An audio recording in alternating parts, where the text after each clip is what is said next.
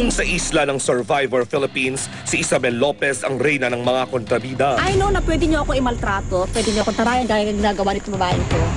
Totoo nga ba na si Mara Yokohama naman daw ang prinsesa? Like mother, like daughter. Bilang miyembro ng Final 3, ilang challenges din ang pinagdaanan ng champion surfer turned actress. Pero ang nagluklok daw sa kanya sa pwesto bilang finalist ay ang pagiging tuso. Matapos madamay sa awayan ni na Ellen at ng kanyang ina.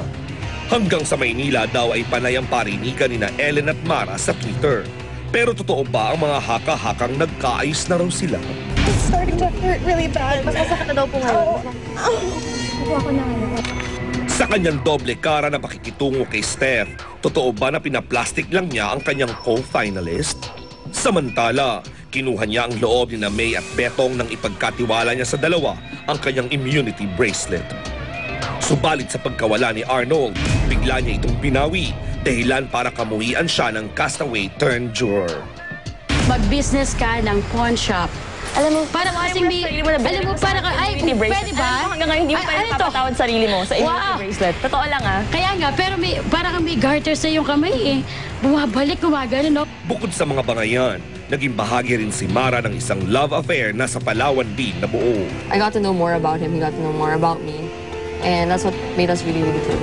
You deserve to win because you fought with heart and soul. I believe in everything you are and everything you've done. I've always been with you all the way. May relasyon na nga ba sina Mara and Arnold of Volcanoes? Mara, outwit the questions, outplay the intrigues, outlast the interrogation.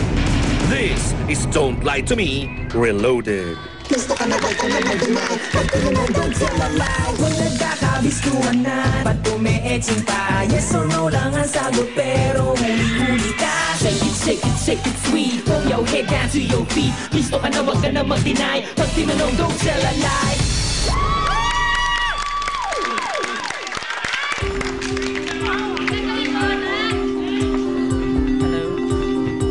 Tomo arigato snaps dancers, malapakan nyo naman sila.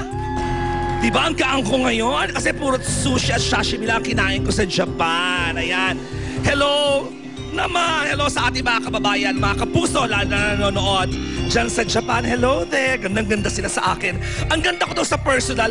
Gaano ba ako kapangit sa TV? Naloloka na ako, ha? Well, this is it mga kapuso. Pwesto na ito ng pinakakabangang Don't Lie to Me Reloaded, kung saan ang sasala ngayong hapon ang controversial na ang title niya, Anak ng Dagat. Mara Yokohama. Good afternoon, Mara. Good afternoon, sweet. Alam mo, ito si Mara, bata pa lang to. Kilala ko na tong batang ito. And I'm so happy and proud of you na lumaki kang sexy just like your mother. Thank you, sobra. May tanong ako sa'yo. Oh. Are you ready for my life? Oh my God! Nakakalala ko ang nanay mo, hinilo ko, utang na loob, ha? Kasi alam ko, marami kang pasabong ngayon. At ang mami mo, proud na honest ka daw at prangka, makakasundo nga daw tayo. Lumabas na tayo minsan. Sige po, tara. Well, Shasha Padilla na jowa ni Dolphy, hindi na tayo magpapaligoy-ligoy pa, Mara, ha? Narito na ang unang tanong. Sa lulaha, di ba naman direct? At ang unang tanong, Mara, ay manggagaling sa nag-iisa mong nanay na si Miss Maria Isabel Lopez. Pasok. Mara, napansin ko na simula nung nagkasama kayo ni Steph sa isla, ang relasyon nyo ay away-bate. Ngayon tapos na ang Survivor Philippines, gusto kong malaman, nagpaplastikan lang ba kayong dalawa ni Steph? Aray ko. Don't lie to me, Mara. Naku, Mara na. Natanong nanay mo. Oo nga. Di ba? Nakapanood natin yan sa Survivor. Minsan magkaaway, minsan bate. Minsan nag-uusap behind the back of each other, di ba? Mara, tanong ng nanay mo, nagpaplastikan lang ba kayo ni Steph? Don't lie to mama. Yes or no? No. No. Hindi sila nagpaplastikan, at least on her end. Sa part ni Mara, sinasabi niya na hindi siya plastic kay Steph. Sincere ang kanyang pinakita na pakikitungo kay Steph sa isla, or maybe after nitong ngayon na wala na sila sa isla. Pagkatamis-tamis na noong sinagot Inspector Miranda na bagong gubet, wow naman. Is it the truth or a lie? Ay, fairness. So, siguro nang galing yung mga issue na plastika dahil may times na nag-aaway kayo. Bakit ganon? Ano ba talaga? Well, yung relationship namin sa isla ni Steph, talagang love-hate relationship. Aha. And kahit sa labas ng isla, may pagka-love-hate pa rin. So hanggang ngayon, yung palang gusto namin malaman, lalo ng mga fans mo, until now, are you still friends with Steph? Lumalabas kayo, yung ganon? Oo, lalo na pa nagkita kami pag may show, ganun. Talagang nakakapag-usap kami. And marami nagtatanong kung plastic lang kami sa isa't isa. Pero isa kami sa few castaways na lahat na nangyari sa isla, iniwan na namin sa isla. At saka, Love you, Steph. feeling ko kaya kayo naging close dahil nga, nakita nyo ang good, the best, and the worst ng isa't isa. Yes. Pero sa tingin ko Diba? sa labas ng isla, mas more on love kaysa hate. Love-hate pa rin, pero more love. Oh, that's good. Alright. Oh, fairness sa'yo, ha? Tingnan natin kung shoot pa rin ang resulta dahil eto na ang pangalawang tanong. Yun. Alam mo, naku Mara, aware ang ating mga televiewers, lalong-lalo na yung mga Survivor fans at pati na mula sa Philippine National Red Cross Quezon City Chapter na andito at nakapost na in case na maaksidente ako. Pati na rin ang mga staff ng Savers Appliance Depot at ng BR Chua Enterprises. Aware sila sa naging away ninyo ni Ellen Adarna sa loob ng isla ang nanay mo. Paglabas ng isla, ikaw na yung kaaway. Naloloka kami, Day. At matindi talaga ang naging parinigan ninyong dalawa, lalong-lalo na sa Twitter. Tweet. Naku.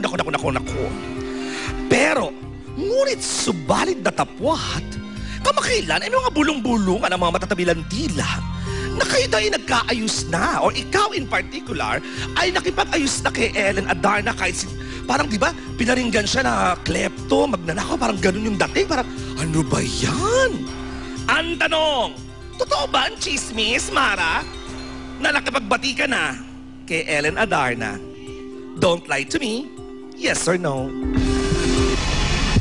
Yes. Yes. Nakipagbati siya? In fairness, siya ang nakipagbati. Talungin natin, minsan nga talungin din natin si Ellen kung totoo ba na nagbati si Bo. Gusto ko rin yung Ellen Adarna na yan. Gusto ko rin yung babae na kung ano-ano sinasabi. Kaya naman gusto kong artista, yung kung ano-ano yung sinasabi to the point na napapahamak. Pero pinaninindigan. Yan ang artista. Diba? At kita-kita po natin, in fairness, kita-kita po, ang green po na linya sa gitna, yan po ang sweat pattern nito ni Mara. At kita-kita natin na hindi siya pawisin, in fairness sa kanya. Sabi ko nila, pag sinungaling daw pawisin. Samantala, ang dalawang blue na linya, yan po ang kanyang breathing pattern. At kasi sabi nila, hindi daw masyadong normal ang paghinga ng isa nagsisinungaling. Samantala, ang pula ay ang kanyang heart rate. Para bagang tumalon-talon ang kanyang puso sa nasabing tanong. Inspektor, nag-yes? Resulta. Ito Sarah Kamara! Don't tell a lie. Kung nagkakabistuhan na, ba't umeetsing pa? Yes or no lang ang sagot, pero huli-huli ka. Shake it sweet. Throw your head down to your feet. Gusto ka na, wag ka na mag-deny. Pag tinanong, don't tell a lie. Wag nang magmaang-maangan pa. Umeetsing ka. Dahil nakalay detector ka. Huli-huli ka.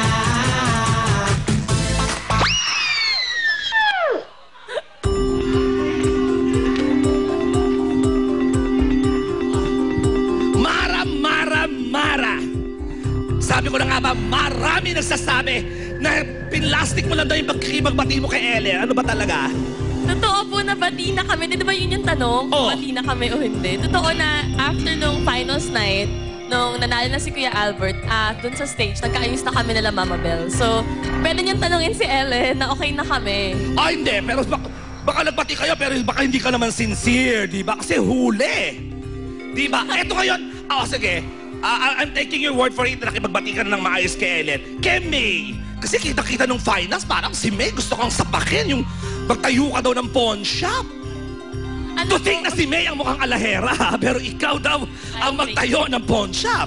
To be honest lang po, wala po talaga akong galit towards any castaway. Marami pong galit sa akin. Yun na nga. So pero ako si May, ina-accept ko say lang. natin, nakipagbati ka na ba kay May? Nag-sorry ka ba? Or ano ba? Pati po kami. Okay kayo. For me naman yung galit niya sa akin sa finals, naiintindihan ko kung saan po galing yun. Kasi nga, diba, I was one of the main reasons kung bakit po siya na-vote out. Oh? And yun nga, baka nga po magtayo ako ng pawn shop.